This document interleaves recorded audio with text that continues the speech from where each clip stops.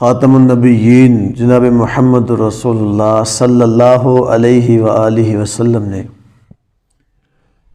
3 طرح کے لوگوں کو جنت میں ایک ایک گھر کی ضمانت دی ہے۔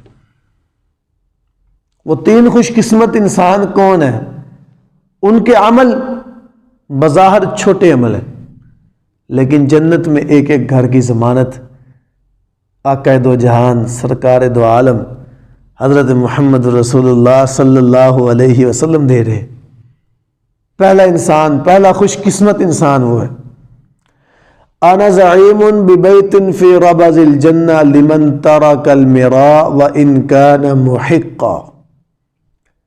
نبی صلی اللہ علیہ وسلم کا فرمان ہے کہ میں محمد صلی اللہ علیہ وسلم اس شخص کے لیے جنت میں ابتدائی حصے میں ایک گھر کی ضمانت دیتا ہوں جو حق پہ ہوتے ہوئے، طاقت بھی رکھتا ہے، حق پہ ہے، جھگڑا کر بھی سکتا ہے، مظلوم ہے لیکن حق پہ بھی ہے، طاقت بھی ہے لیکن جھگڑا چھوڑ دیتا ہے۔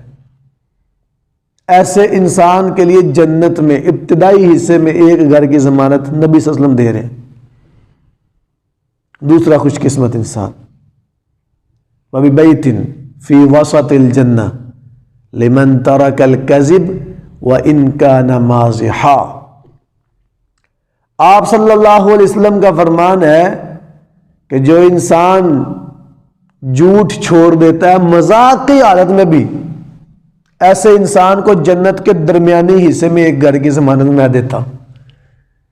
نبی صلی اللہ علیہ وسلم ضمانت دے رہے ہیں کہ جھوٹ چھوڑ دینا ہے، مذاق کی حالت میں بھی جھوٹ نہیں بولنا۔ اکثریت ہم لوگ جھوٹ بولتے ہیں، کسی کو جناب پریشان کرتے ہیں، جب وہ انسان پریشان ہو جاتا ہے پھر ہم کہتے ہیں یار ہم نے مذاق کیا تھا۔ نبی صلی اللہ علیہ وسلم کا فرمان ہے جھوٹ جو انسان چھوڑ دیتا ہے اپنی زندگی سے ختم، مذاق کی حالت میں بھی، ایسے انسان کو نبی صلی اللہ علیہ وسلم جنت کے درمیانی حصے میں ایک گھر کی ضمانت دے رہے۔ وَبِبَيْتٍ فِي أَعْلَى الْجَنَّةِ لِمَنْ حَسَّنَ خُلُقُهُ، اور جنت کے سب سے اعلیٰ درجے پہ ایک گھر کی ضمانت، سب سے اونچا درجہ، ایک گھر کی ضمانت کس شخص کے لیے؟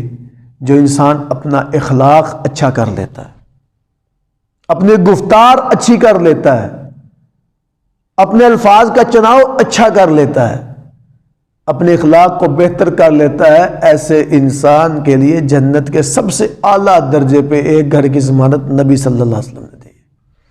3 کام ہیں ایزیلی، 3 چھوٹے چھوٹے کام، جھگڑا چھوڑ دیں حق پہ ہوتے ہوئے، جھوٹ چھوڑ دیں مذاق کی حالت میں بھی، اور اپنے اخلاق کو بہتر کر لیں۔